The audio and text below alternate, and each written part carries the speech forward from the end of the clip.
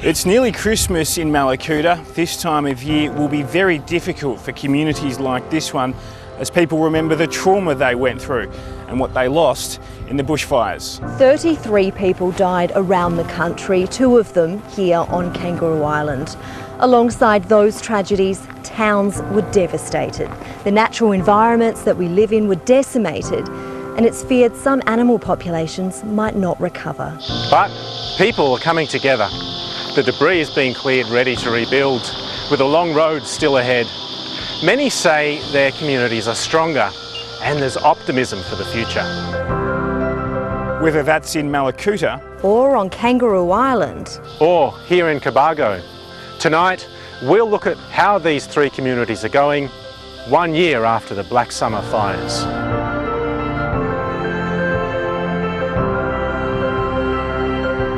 Cobargo is a community of fewer than 800 people on the south coast of New South Wales. The scars on the main street are a constant reminder of last summer,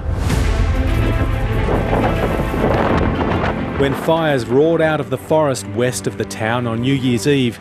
Even the most well-prepared were caught by surprise. It came a lot quicker and with far more ferocity and fury than anybody had anticipated. Helen Schaefer and her husband Wayne fought for hours to save their timber house. When the front finally passed, Wayne was temporarily blinded. The drive to hospital brought the devastation home. Hundreds of homes destroyed and hundreds of animals killed in the blaze. Most were dead, but they were in piles. They'd been running from the fire, but the fire was so quick they couldn't outrun it, and they were in a V shape, stacked on top of each other. The small community suffered tragedies. Dairy farmer June Tarleton's father, Ross Rickson, was one of 4 people killed. My dad was an iconic Australian bushman. I'm proud of that. One of the great things is that he doesn't have to come back and see the bush as it is, because I think that would have broke his heart. When I look along the ridges and I see the dead trees, I can't comprehend how it's ever going to grow back. A year after losing her husband Patrick and his father Robert, Renee Salway is finding her own way of moving forward. The first hot day was difficult for me, and then you think about, also this time last year, what you were doing and how you weren't touched then. She's opened her own hairdressing salon in town, finding comfort in making other residents feel better about themselves. If I can provide a service that brings that to people, it really makes me happy in one part of my life. I think time is what's going to do the healing, and everything to rebuild is taking time. The paddocks around Cobargo are vivid green after years of crippling drought, but the tragedy of the fires will be written in the landscape for years to come.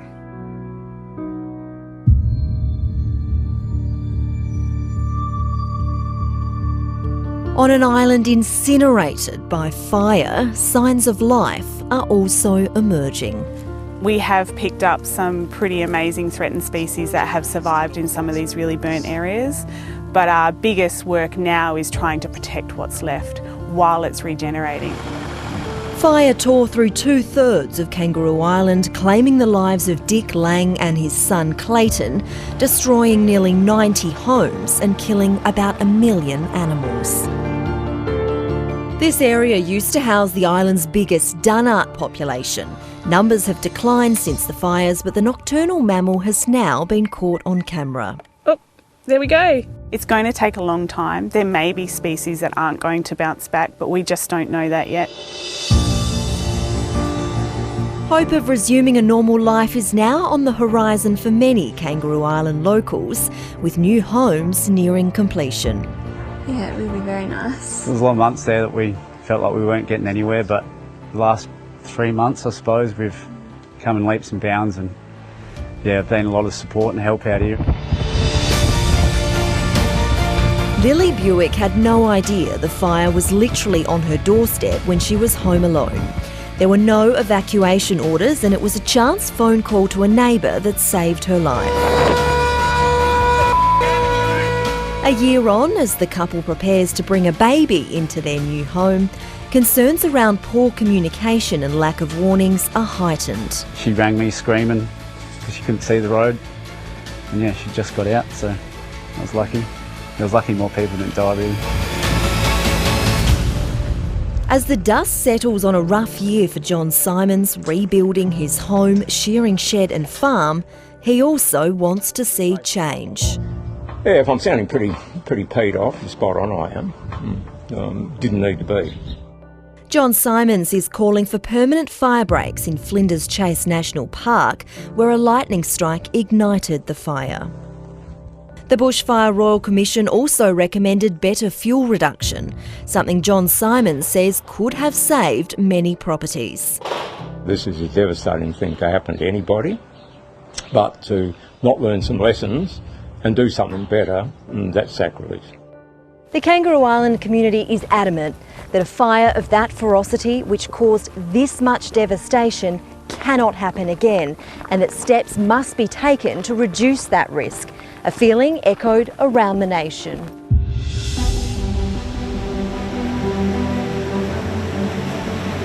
The people of Mallacoota in Victoria's east never want to go through the horror of last summer's fires again.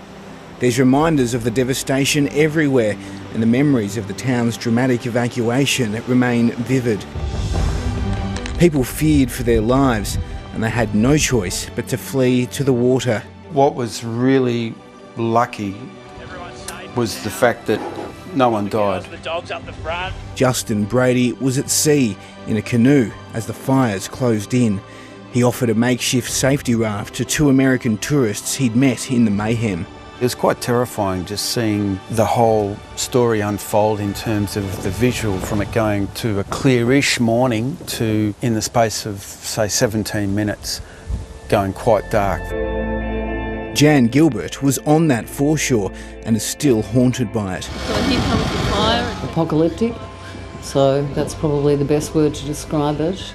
I was really freaked out by what would happen when 4,000 people tried to get into the water all at once, because that's what would have had to happen. What's left of my bedroom. She returned to find her house destroyed. I met her hours after she'd discovered it. Over half of my life has gone. Almost 12 months ago, this inlet here was a surreal picture. About 500 metres offshore was a Navy vessel here to rescue people.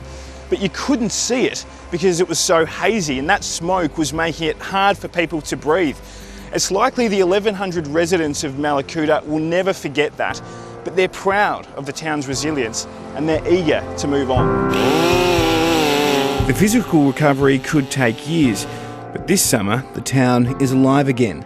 The estuary is bearing fish, wildlife dots the golf greens, surfers are carving waves, and campers are starting to feel the coveted foreshores.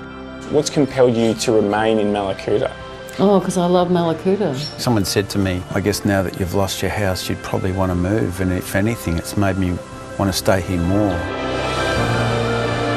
This will be a difficult time for these communities and many others that suffered over the Black Summer.